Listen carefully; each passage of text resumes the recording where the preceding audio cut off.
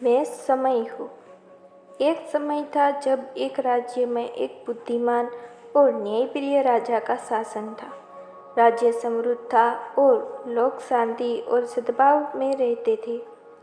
हालांकि राजा बूढ़ा हो रहा था और इस बात को लेकर चिंतित था कि उसकी मृत्यु पर कौन शासन करेगा।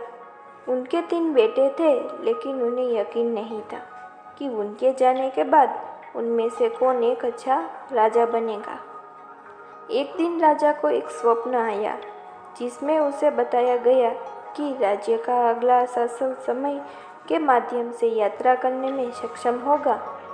राजा को संदेह हुआ, लेकिन फिर भी उसने अपने बेटों की परीक्षा लेने का फैसला किया। उसने उन्हें समय के माध्यम से यात्रा करने का एक तरीका खोजने के लिए कहा, और जो सफल होगा वह उसका उत्तराधिकारी होगा।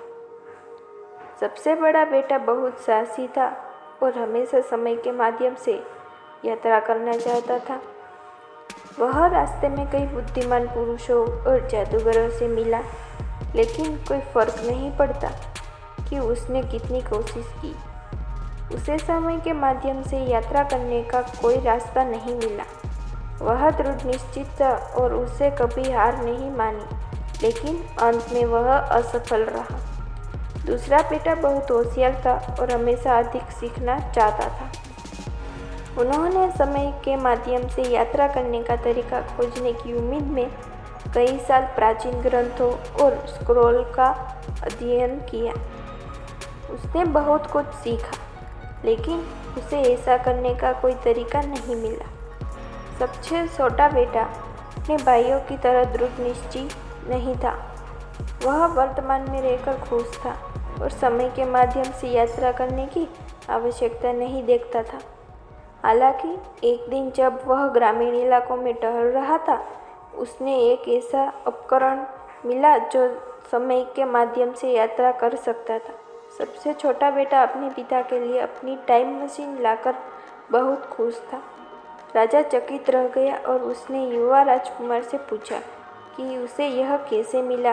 राजकुमार ने उसे बताया कि उसने उसे नहीं पाया, लेकिन उसने उसे ढूंढ लिया। राजकुमार ने समझाया कि वह वर्तमान में जी रहा था और टाइम मशीन उसे दिखाई दी, क्योंकि वह जानता था कि वह वही है जो बुद्धिमानी से इसका उपयोग करेगा।